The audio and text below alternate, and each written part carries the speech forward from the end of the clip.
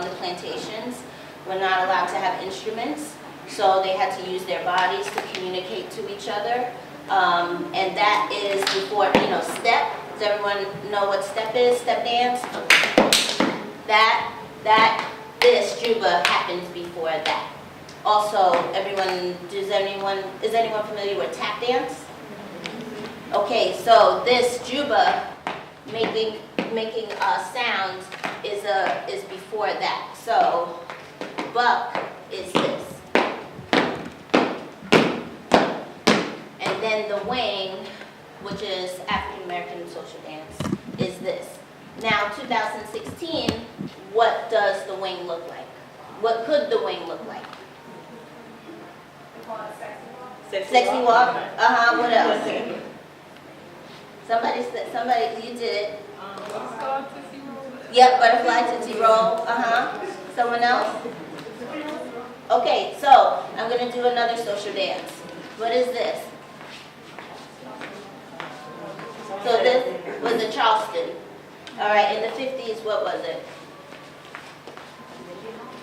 Mashed potato. So in the 90s, what was it? Kid and play. So you're going to see a progression. Part of the reason why I like doing social dances is because in dance education, I was not taught about people who looked like me. I was taught that social dances started with Louis XIV, and he created square dances, and Ruth St. Denis and Martha Graham and George Balanchine. And that was great, but I wasn't taught about Henry Lane, who in the 1800s was known as Master Juba, and he was also known as the greatest dancer ever, and he was black.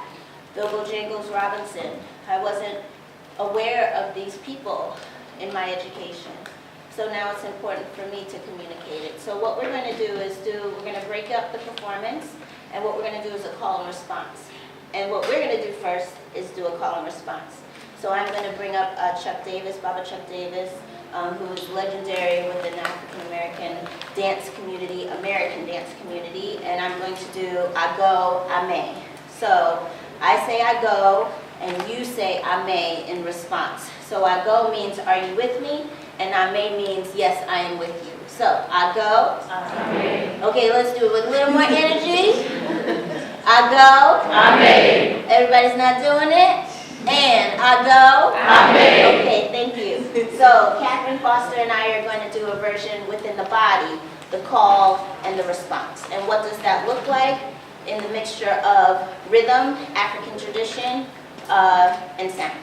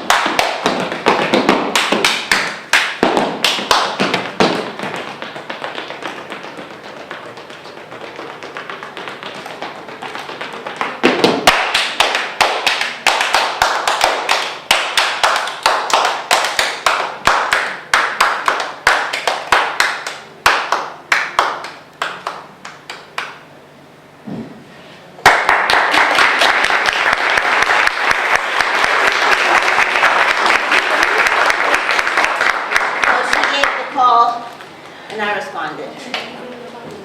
So now we're going to do, we're going to use Black Girl Childhood play. And when I think of my childhood, I think of double dutch. Does anyone know what double dutch is? What is double dutch? Can someone? Jump rope, right, with 2 ropes, right? And how many people did it take? 3.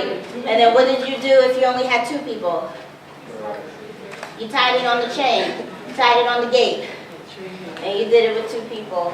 So we're using that as a springboard into social dance, into rhythm. Same, pretty much what we're doing here. So, thank you. And then, okay. Yeah.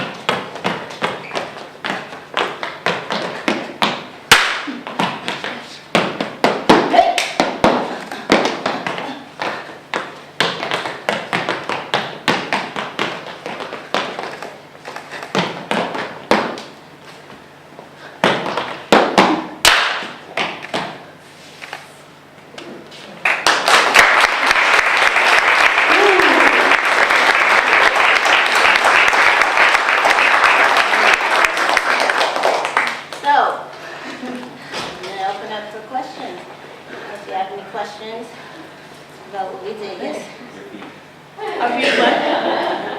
They're kind of cool. Thank you. We've been doing this for a long time, and I told Kat, actually we've known each other since we were 15. So this is a 20-year relationship, which gives you a clue as to how old we are. She is my sister. Yeah. You dance. So it's exciting to do something as children, but it's a little scary to do it 20 years later. It is. Stamina is different. Stamina is different than what it was when I was 15. So yeah, we've been rehearsing this for a long time. Yeah, the years have changed. Yes. Was it just a dance or were you Oh. guys like communicating? I'm sorry? Was it just like a dance or were you guys communicating? What do you think? I don't know. It looked like both. So both. But like she said, dance is a form of communication, Yeah. right? Because that language is taken away. So yeah. Yeah. It sounds as if jig is a dance, or gigolo to me is a negative term, but I think that you mean it as a dance. I'm not sure. Jig. So jig actually is a step from African American social dance juba. So when the slaves came, the enslaved Africans, they were stripped of their culture, right? So they had to do a combination of things. They were trying to remember what was stripped from them, but they were also being influenced by the new information that they were given. And a lot of times it's not really found where in African tradition people dance, men and women dance together. It was very separate. But then here you see in America men and women dancing together. So that's where the word jig kind of comes along. Some people define it as a dance for two. So yeah, that's really where that comes from. And I think a lot of times there's a combination of joy and of shame, particularly with stereotypes, particularly with what I know is having several dimensions. For instance, a snap, right? When it's connected to a black female, it's a caricature of it, right? So when I see that, I know that there are much more dimensions to that. I know that this means several meanings. It means I'm coming for you, Right. or it means stop, or it means come here. Oh, that's right. It means different things. But in the media, it gives us a very narrow picture of it, and sometimes that makes us feel shameful about how our bodies are moving. It makes us feel ashamed that I like putting my hand on my hip. Right? So how do you live in a world, how do you find your own freedom in the midst of an oppression, people putting their own preconceived notions, their own thoughts about who you are as a black woman? How do you continue to find yourself? How do you navigate through the world of stereotypes? So this is pretty much what the piece is about. How do you show up for yourself? And what does that look like? Any comments? Questions? Yeah. This is sort of connected to, what's going on, like, pop culture right now, how Beyonce, her performance, information, how she, you knew it was going to come up, how she was, unapologetically black, and I feel like this is just like an exact correlation of, describing and portraying the roots in your culture and not trying to water it down for anyone else. Yeah. Yeah. Just a comment. Yeah. Thank you. Thank you. Yeah, if anyone has any comments, it doesn't have to be questions or just thoughts that came up while we were doing it, things that you can connect to in society that's happening now. And also the title of the work is Black Girl, but it's about a human story too. So in the beginning I said that part of the problem with the title was that people came in who weren't black, who weren't girls, thinking that they wouldn't see themselves. Automatically assuming, oh, this is a black story. This has nothing to do with me. But these are universal themes. We know as human beings what a friendship is. We know what a sisterhood is, right? Now the culture might be specific and the culture might not be something that you're familiar with, but the universal understanding of camaraderie and relationship and friendship is something that hopefully everybody can understand, regardless of being black and regardless of it being a girl. And that's what the point of it is, to show the humanity within the black girl. And what does it mean for us to see your story, regardless of what you are, through a black girl's gaze? How often are we given the chance to look inside of a black girl and actually connect with her? We're going to switch to mics. Yeah. So we have one for the audience The mics, yeah. and one for you. Thank Do you guys you. want your chair? Yes, thank you. Cheers. Okay. So, any more questions about who we are, what we do? I don't know if you, yeah. But if you're going to speak for the audience, we're asking you to have a mic because we're recording this and we can't record it without the mic. It'll go around the meeting stuff. Thank you. Do you want to mention to come up as well? Yeah. Okay. So, did someone, yes? I have a question about how you learn when you're training as a dancer, the technique that you use that interprets the universal communication. What do you look for in dancers when you're thinking of somebody to join your group? Yeah, that's a great question. So this, as a dancer, was very challenging for us because we know that there are some that view dance as having legs and having feet and doing these amazing things, jumping high, right? And we can both do that. And my worry was that because there was only one view of dance, was that when people would see this, they wouldn't value it as much as seeing something with feet and legs and turns. So I knew that I was going into challenging waters, and because of that, it was most important to have dancers that were willing to go there with me, because they're all technically capable. When I'm teaching around the country, I tell people, I tell the students, what you're doing, your facility, is not extraordinary. You're supposed to do that, right? That's why you're in class, to do these technical abilities, right? But when does it springboard from technical to being artistry, artistic choices? So that's what really I'm looking for in our dancers.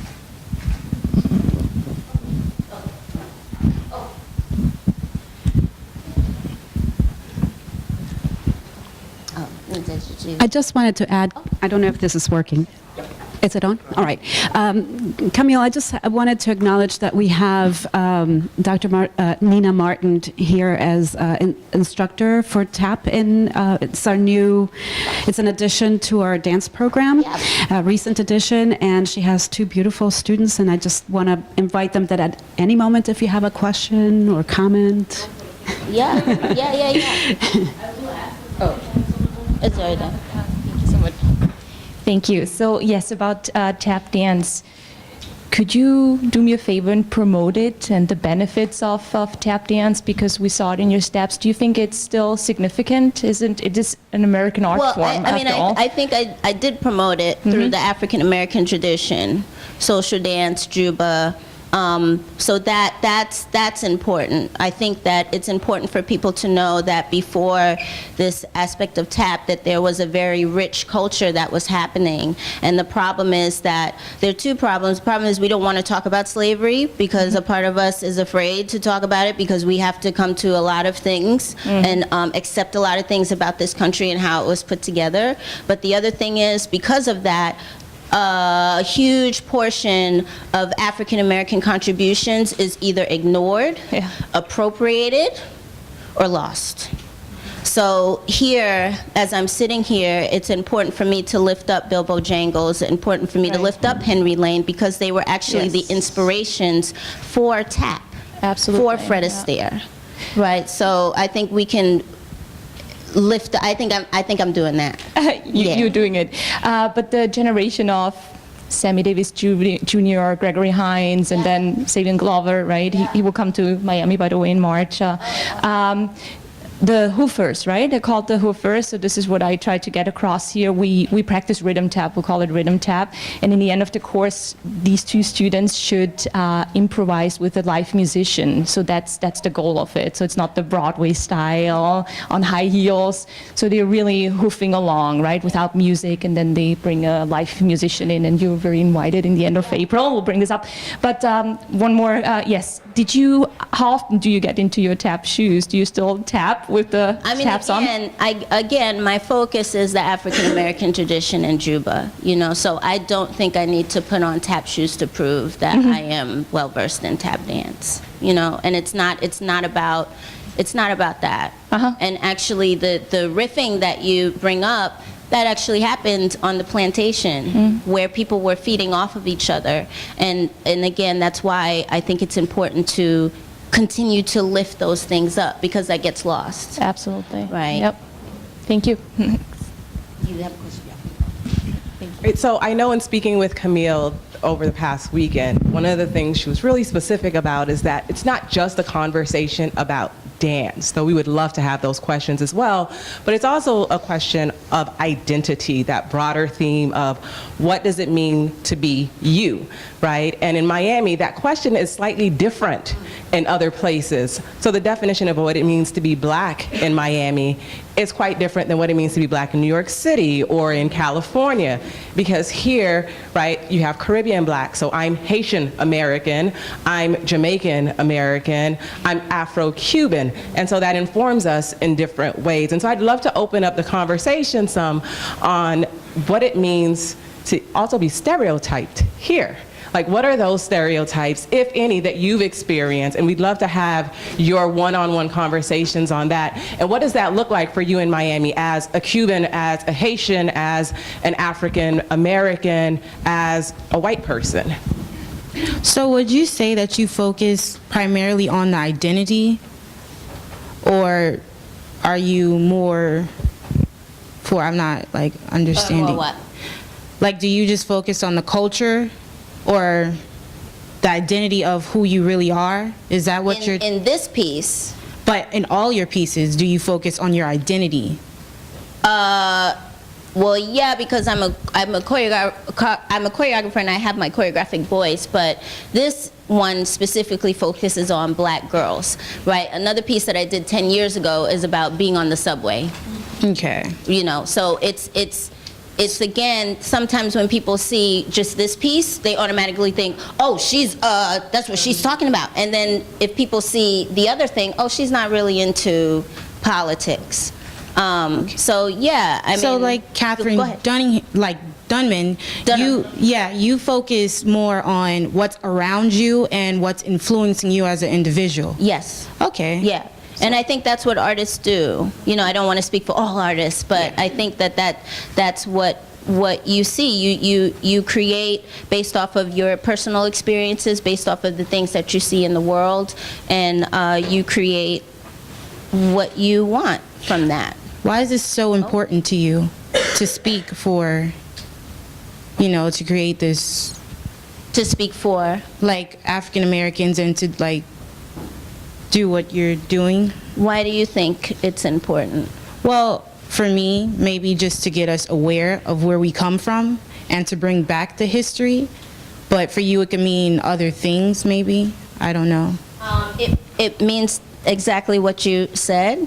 It also, a little history, as you can hear, I have a small voice. So when I was younger, I would get teased a lot. Oh, so it's a form of expression, like Catherine. Yeah, let me just finish. Oh, I'm sorry. It's okay. So I made me lost track of what I was saying. So I would get teased, and it wasn't that I stopped talking, but I became very ultra sensitive about who I spoke to, because I didn't realize I had a funny voice until I started getting teased and it was thrown back at me. So dance became a way for me to express myself. It was a safe space for me. No one could tease me. It was my own voice.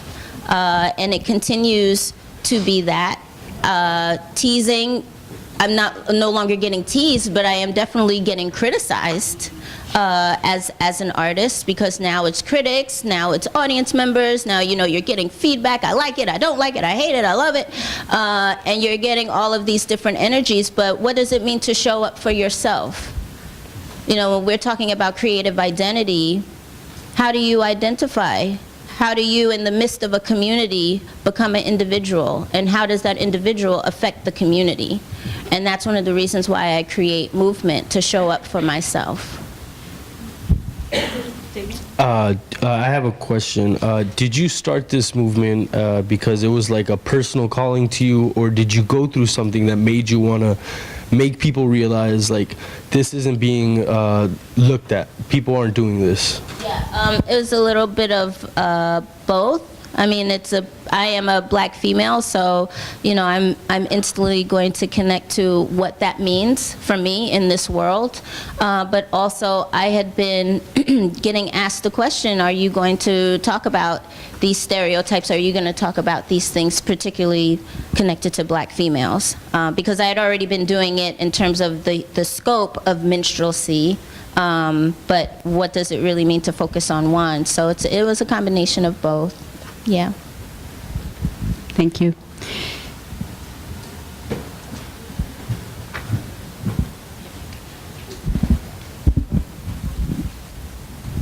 Yes, wow. I do want to make a statement. Growing up as a dark-skinned black female, even in the black community, was very hard for me. And throughout my childhood, I was bullied. And I didn't think I was ugly until I was told I was ugly. I didn't think that I wasn't good enough until I was told I wasn't good enough. And sitting here, I just realized how much of my childhood I lost because of my complexion and because of who I was as a black girl. But seeing you all here today dancing, it kind of brought me back to that place when I was younger, and I thought about, oh my gosh, I forgot about all the good things because I was so embodied with all the negativity. And me as an artist through music, that was my way of escape. And I see now that I kind of cling to my identity with that to express myself, and I became better at that, and I became good at that so that I can shine, because I lost myself because of what critics said, but now I know who I am through my artistry. So what you're doing right now just took me back down memory lane, and I understood, wow, I lost myself in my childhood, but I still do have an identity. Yes, I do snap sometime. Yes, I do that sometime, but I'm still well educated, and I'm still worth something, and I still have a voice, and I'm worth hearing. So thank you for doing what you're doing. Yeah, thank you. I think you bring up, for me, not a direct connection, but it makes me think of like code switching. What does that really mean, to have to switch on and switch off? So I'm originally from Jamaica, Queens, and said, people say, you don't have an accent. I can't really talk with my accent, because if I talk with my accent, people aren't really going to understand me, and they're going to listen and they're like, oh my gosh, she ghetto, she ain't got nothing to say, whatever. So what does it really mean to turn on and turn off? Because when people hear the accent, they're not going to connect it with intelligence. When people see the gold earrings, they're not going to connect that with someone who is actually having an intellectual response. No, and I wear gold earrings in the show, and they're big and they're huge, and I love them. And it took me a year to put them on, because I was conditioned not only as a black woman to think, okay, when people see me, they've already sized me up before I even do the first step, because they're gonna see those earrings on my body, versus if they see it on another body, it's chic. When they see it on my body, automatically it's ghetto, right? But then the other thing is, as a dancer, I'm conditioned to always wear studs. Right, so what does that mean as a human being, as a black woman, to stand on stage and be yourself, regardless of what the preconceived notions are, regardless of what people see? And this came off again, but what does that mean? And we had to go back, just like you went back. We had to go back and find out, when was the point before someone identified us? How did I feel about myself? Yeah, I didn't know I had big lips or big eyes or a big nose till someone told me that. You know, I didn't know I was short until someone told me that. So that's real. Thank you. Thank you for that. My mom always says, if you don't know who you are, then someone will always be telling you who you are. And that's what we see in the media currently. Yeah, there's a hierarchy in the dance world as well. And I have locks. I didn't always have locks, or people usually refer to them as dreadlocks and dreadful. They're not dreadful. But even in the dance world, you know, you find yourself trying to adapt to, you know, conform and be the European aesthetic, you know. So, you know, I found myself always trying to, you know, wear a bun and, you know, make sure my leotards and tights are just right. Make sure my shoes are pink, even though I'm brown. You know, so doing this work really helped me find that joy. And like you said, I forgot about the good times, even though I didn't have a traumatic childhood. I had a great childhood, but there were instances where I did feel ugly, you know, and I didn't embrace my Native American, African American nose. You know, it took my mother teaching me about our roots in order to accept who I was. And this piece definitely made me feel empowered. And I appreciate, you know, the difficulties as a child, because that taught me who I am today. And, you know, this piece is sacred to me. This piece is extremely sacred. We did a lot of crying, a lot of talking, but Camille is really great at coaching you to go further and pushing you out of your comfort zone. So you have no choice but to discover new territory within yourself. That's always there, you know. I never feel like I've arrived as a dancer. You know, I've been dancing for 20 years. I've arrived. No. With this work, we were definitely pushed in a good way, with love. But yeah, this is about me reclaiming, you know, who I am as a black woman, as a black girl, and just being content with that. So. And I think as you guys consider these conversations, that beyond dance, right, that these conversations still resonate wherever you are, in the workplace, at school. Like, clearly I'm unapologetically black. You know, I wear my hair natural because I feel like it. I used to wear sew-ins, and that's totally fine too. You know, I wear big earrings and sometimes I don't. But what does that mean to be in your truth at school as well? I know when I was in college, there was always a feeling like I was that girl in class, like, oh, she's too black, especially in our social science class when we talk about privilege and things like that. And so sometimes you do dim your magic in order to be able to fit, in order to not stand out too much. Like, it's okay to be black, but don't be too black, right? That's a conversation happening right now with Formation. And Beyonce, it's like, oh, you were real cool, but now, oh shoot, you know, like, Beyonce's black. She was always black. So, you know, how do you have those conversations? And do you guys have those conversations? How does that look here at Miami-Dade College? You know, trying to be who you are. Remember, this isn't just about being black, it's about being you. And whatever that is, whether it's your gender identity, whether it's your gender, whether it's your sexual orientation, whether it's your religion, like, can you live in your truth as you are? This question is for all three of you ladies. Okay. What's your stance on cultural appropriation? I think that word has become like the it word, like diversity. Like, I don't even know what it means anymore because everything is culturally appropriated. Can black people appropriate? Can minorities appropriate? Can only the dominant culture be the one that appropriates? And I think it's a very nuanced conversation. It's not just black and white fit into a box. It really depends on what you're talking about.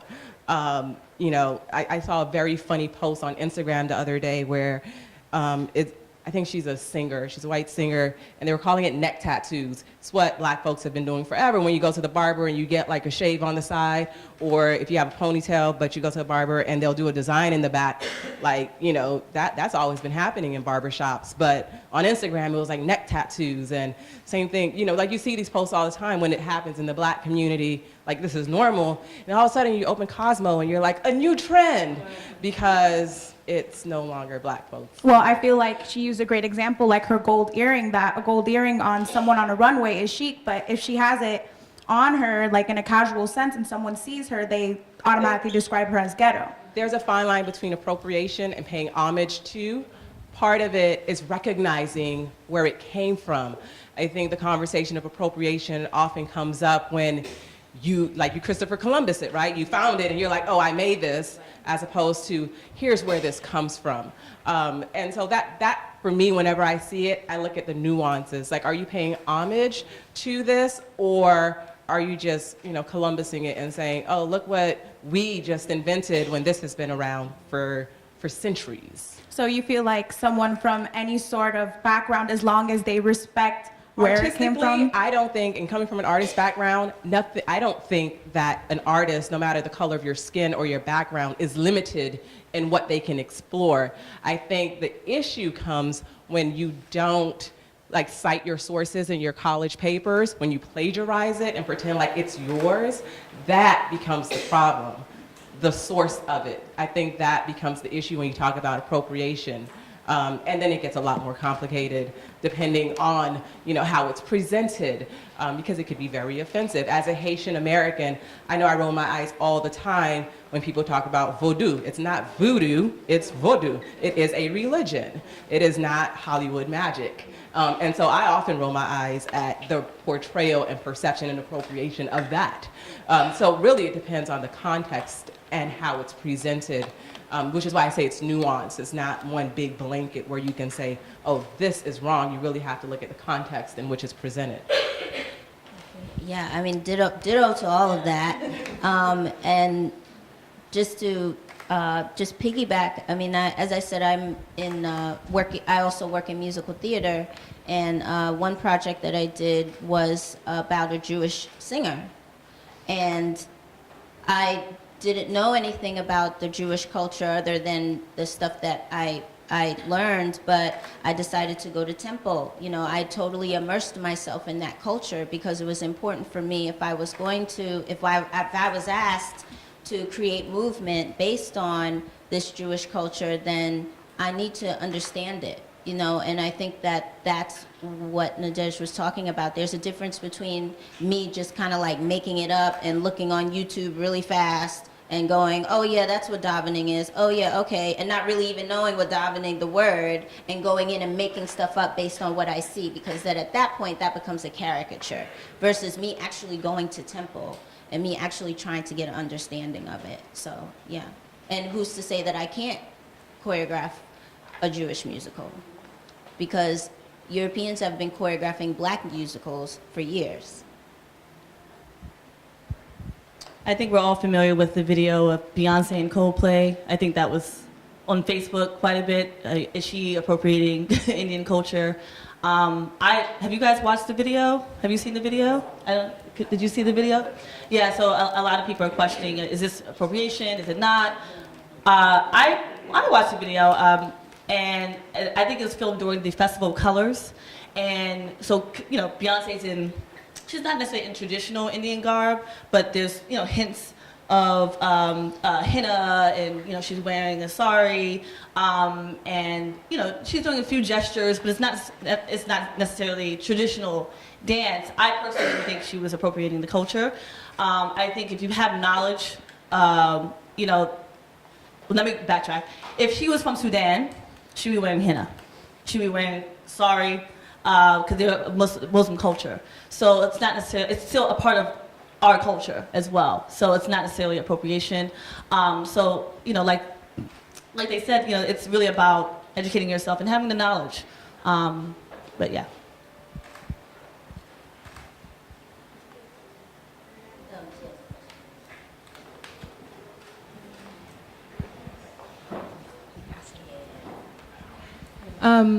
First, I want to say, Nadej, the red looks so good. I've just been staring at you all day. I just want to go back a little for all three of you. At what point, well, assuming you have been maybe stereotyped in your life, at what point when you matured or got older did you come to that realization of being unapologetically black, or not feeling the need to accommodate to make others feel comfortable about yourself? At what point did you get to that point of being like, you know what, I'm not gonna alter myself for your comfort? What point did you feel that? Maybe a span of your life, maybe college, and was there a certain experience that made you realize how you shouldn't try to comfort others in a way, if you understand what I mean? Great question. I want to start with the last part of your question. Yeah, I don't feel the need to teach people or educate people about my struggle. It's not my job. It is my experience.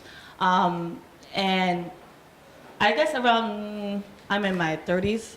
So, and I was brought up doing, like Camille said, we're all classically trained. And I started African dance later on in life. And that's when the wheels started turning. And I just remember being in class and feeling powerful. And at that point, I realized how beautiful my culture is and how important it is to know my history. Because there's times when I worked with other dancers or other artists who weren't black, but they were teaching black art. And I had to stop them and say, no, this is what it is. Just for example, a woman was teaching capoeira, and she was teaching a song in Kiswahili from South Africa. And I guess she assumed I didn't know, because I'm African American. And that's another misconception that a lot of people have about African Americans, that we don't know our African culture. And I had to stop her and correct her and totally erase the board. I wasn't mean about it, but she just looked at me, astonished, like, how did you know this? Well, why would you assume that I didn't know? So at that point, I understand the importance of knowing who I am, because I was teaching the youth. And if I didn't know, and she's teaching them and she doesn't know, we're miseducating and creating, a horrible cycle. So at that point, I realized, I have to continue to educate myself and to stand in my power. And it's okay to be black. It's okay. And to embrace my struggle and to embrace it. So, yeah. I find myself still negotiating that. It's tough. I created a work, like I said, Mr. Tolerance, about black stereotypes, but also focusing on tolerance, how much we tolerated in the past, had to tolerate, and what are we tolerating now and why. And the piece didn't end with a answer, because I don't have the answer. And I'm still trying to ask myself if it's really, if it's really realistic to never have to code switch. And I don't know that answer.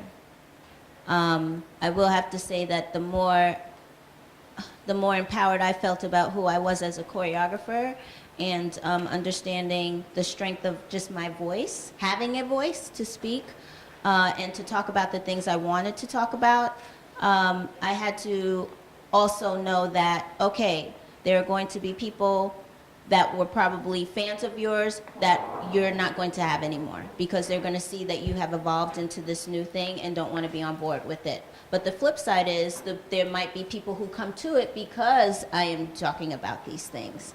And I thought that because I wanted to be in musical theater that, I would probably be losing out, but I've actually gotten a lot of gigs specifically talking about race, and I think that part of it is because they know that I am talking about things. So I think it's mainly about you just being yourself and knowing that there will be consequences when you are yourself, and you have to be okay with those, and the consequences aren't necessarily bad. I'm going to speak from a place as media, right, because I'm a journalist, And I think one of the things, and black journalists tell you this all the time, is being pigeonholed. Someone actually asked me this the other day, like, are you concerned that people are gonna look at you as the reporter who only reports on black issues? I report a lot on social issues, right? Poverty, housing, and things like that in Miami-Dade, which disproportionately affect people of color.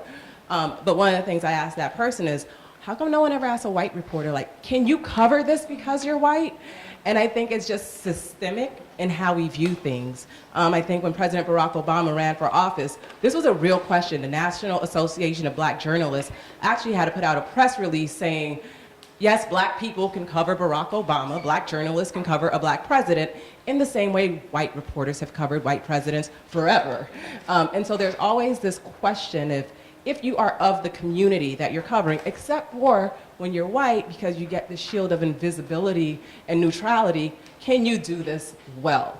And that's across the board. I know my other reporters who cover the Jewish community, who are Jewish, or Cuban, and you're Cuban and you cover the Cuban community. There's this double-edged sword where, can you do this because you're part of this community? And then, because you're a part of this community, don't say anything bad about us.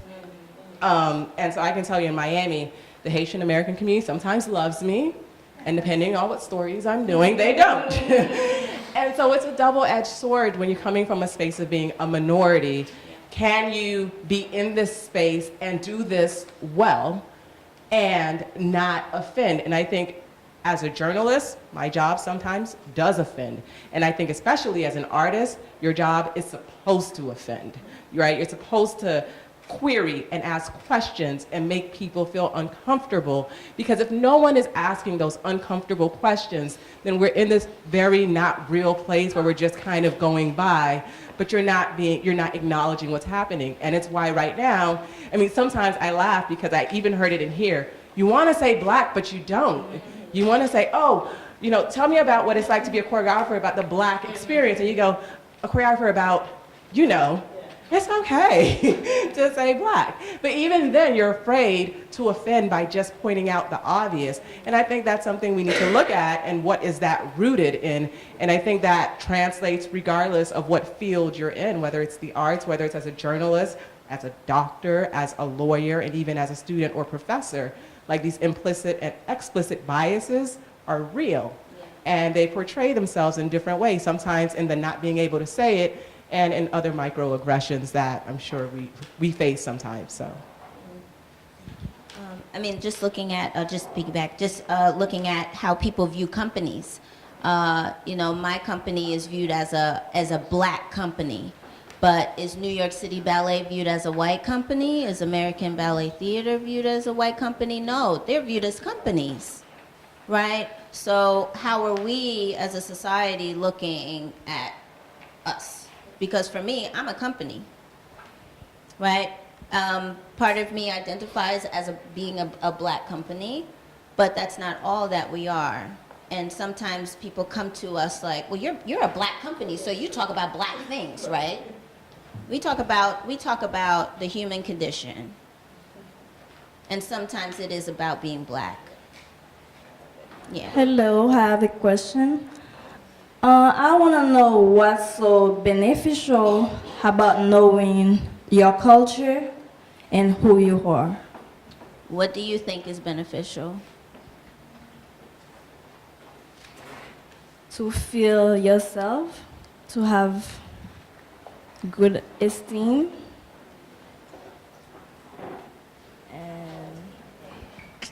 I'm going to answer that from a Miami-centric perspective. When I was growing up, I joked that I didn't know I was America because my household was so super Haitian. My first language was Creole. My parents didn't speak English.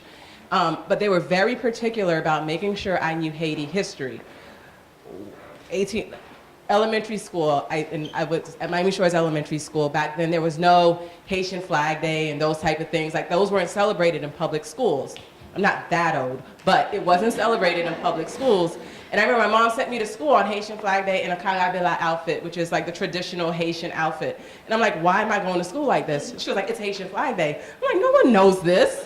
And she was like, but it is. And there I was in 3rd grade, the only kid with my head wrapped up in a red satin head wrap and, traditional Haitian garb. And my teacher, of course, goes, why are you dressed like that? And so I had to explain to the whole class it's Haitian Flag Day, 1804, Haiti was the first national black republic in the Western Hemisphere, et cetera, et cetera. But I will say the importance of that is that no one else was teaching me that.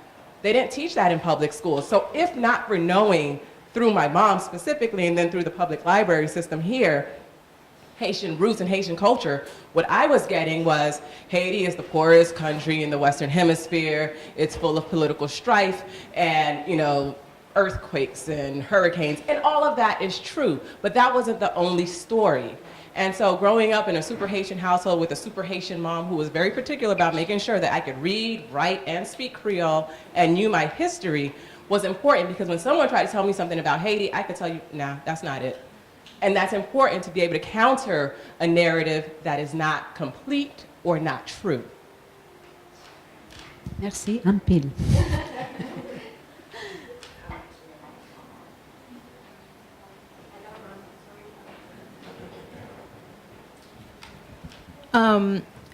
Just as you said, you know, it's important to know your history and know, you know, your facts about where you are, where you're from. At what point do you feel, because there's a line, let's say if you get into a conversation, there's a line between argumentation, I would say, and trying to make them not make them understand, but at what point do you draw the line between, all right, I'm not gonna sit here and explain this to you, or I'm gonna sit here and educate you because you're just spewing out lies? Or do you know what I'm saying? Like, let's say if somebody says an offensive remark to you, at what point do you sit there and think, okay, do I correct them, or do I just, you know, let them be in their ignorance at that moment? Do you feel like that's important to, obviously not correct every person you encounter, but do you feel like it's important to go ahead and educate those who may be spewing out offensive remarks or things like that? We have a dialogue session that is after every performance, and the conversations have been, some of the comments have been extremely offensive. Just in dealing with black girls, asking that question, when you hear the phrase black girl, what comes to mind? And I've had to, over the years, develop a sense of compassion, because I know in our conversations that what they're saying is not, they're not trying to intentionally be offensive. And I'm talking about people coming to our performance, not just people on the street reacting. And I had to get a coach to coach me to how to navigate through that. Because it's not, my question that I'm trying to work through is not, do I address it? Because I'm always going to address it, but what is the energy in which I address it? Because even though I'm offended, they're not going to hear me if I attack them, or if I match whatever the energy that they're giving me. I say something condescending back. And it has never been a back and forth, probably because it's been very much like this situation. But I think in those situations, it was good for people to hear, as Nadesh said, a counter. And sometimes people just need to sit with it, because it might not happen overnight. You might stand there for 2 hours and they're like, okay, and then a year later something might happen and that person will go, I get it. So sometimes you just have to let the information go and be okay that you did your job, because you can't save the world, you know? And again, that's their truth. So there has to be an amount of respect that you have to have if you're going to have a conversation with someone. It can't be, I'm right, you're wrong, because they're not going to listen. Because if you flip it, if somebody's telling you you're wrong, you're not going to listen, right? So you have to respect where they're coming from, regardless of whether you like it or not. But you have to meet, you have to talk. That's how you have a conversation versus people reacting. I just have a quick question.